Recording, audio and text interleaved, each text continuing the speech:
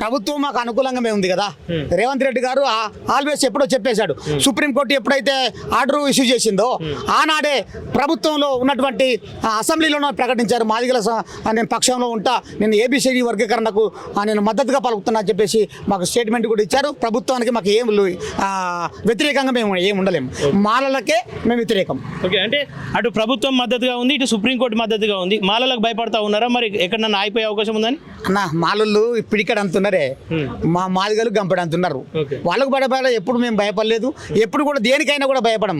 ఏంటంటే ఆటతోనే కొడతాం, పాటతోనే కొడతాం. మాదిగ తత్వం జాలిగుణం లాంటిదని ఉన్నదే ఉద్దేశంతోనే ఇన్ని రోజులు వెనకబడి ఉన్నాం, వెనక దాచుకున్నాం. ఎందుకంటే సహా మిత్రులు అనుకున్నాం, కానీ వాళ్ళు ఇప్పుడు మాకు శత్రువులైనని చెప్పి వాళ్ళే చెప్పుకుంటారు. కాబట్టి మేము కూడా వాళ్ళను కూడా సోదర భాగంగానే చూసినాం. కానీ ఇప్పుడు తాడోపేట తెలుసుకోవడంలో వాళ్ళు ఉన్నా ఒకటే లేకున్నా ఒకటే.